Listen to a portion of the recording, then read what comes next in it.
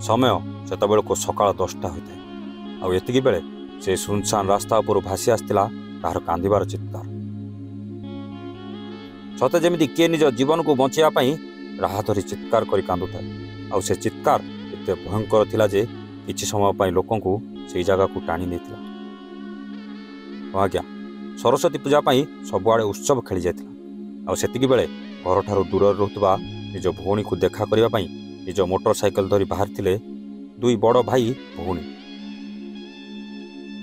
ସରସ୍ୱତୀ ପୂଜା ପାଇଁ ସାଙ୍ଗରେ ରହିଥାଏ ସାନ ଭଉଣୀ ପାଇଁ ନୂଆ ଡ୍ରେସ୍, ଚପଲ ଆଉ ଅନେକ ପାଠପଢ଼ା ସାମଗ୍ରୀ।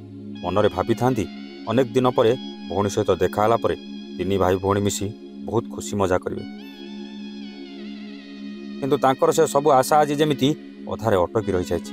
ଭଉଣୀ ପାଖକୁ ଯିବା ରାସ୍ତାରେ ତାଙ୍କ ପାଇଁ ଏକ ବଡ଼ ବିପଦ ଜଗି ବସିଥିଲା, ସେ କଥା କିଏ ଜାଣିଥିଲା। ରାସ୍ତାରେ ଯାଉଥିବା ସମୟରେ ସେ ଏମିତି ଏକ ଦୁର୍ଘଟଣାରେ ପଡ଼ିଯିବେ ଆଉ ଭଉଣୀ ପାଖରେ ନ ପହଞ୍ଚି ତାଙ୍କୁ ଯେ ହସ୍ପିଟାଲ ଯିବାକୁ ହେବ ହୁଏତ କେହି କେବେ ଚିନ୍ତା କରିନଥିଲେ। ହଁ ଆଜ୍ଞା, ଆମେ କହୁଛୁ ସେଇ ମୟୂରଭଞ୍ଜ ଜିଲ୍ଲାର ମରଣଯୋତା ବାଙ୍ଗିରିପୋଷି ଘାଟିର କଥା। ବାଙ୍ଗିରିପୋଷି ଥାନା ଅନ୍ତର୍ଗତ ତାଳବନ୍ଧ ଅଞ୍ଚଳରେ ଭାଇ ସାଉନା ମୁର୍ମୁ ଓ 14 ବର୍ଷର ଭଉଣୀ ବାଲି ମୁର୍ମୁ ଦୁଇ ଭାଇ ଭଉଣୀ ଏକ ମୋଟର ସାଇକେଲ ଯୋଗେ ବିଶୋଇ ସରକାରୀ ବିଦ୍ୟାଳୟରେ ପଢ଼ୁଥିବା ସାନ ଭଉଣୀ ପାଖକୁ ଯାଉଥିଲେ। ହେଲେ ବାଙ୍ଗିରିପୋଷିରୁ ବାହାରି ଅଳ୍ପ କିଛି ଦୂର ଯାଉଥିବା ବେଳେ ଦ୍ୱାରଶୁଣି ଘାଟିରେ ତାଙ୍କୁ ଏକ ଟ୍ରକ୍ ଧକ୍କା ଦେଇଥିଲା। ଫଳରେ ଭାଇ ଭଉଣୀ ଘଟଣାସ୍ଥଳରେ ଛିଟିକି ପଡ଼ି ଗୁରୁତର ଆହତ ହୋଇଥିଲେ।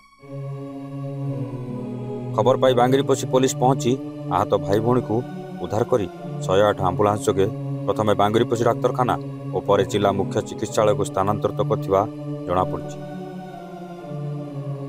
ବିଷୟରୁ ଅନୱାର ହୋସେନଙ୍କ ରିପୋର୍ଟ, ୱାନ୍ ଓଡ଼ିଆ।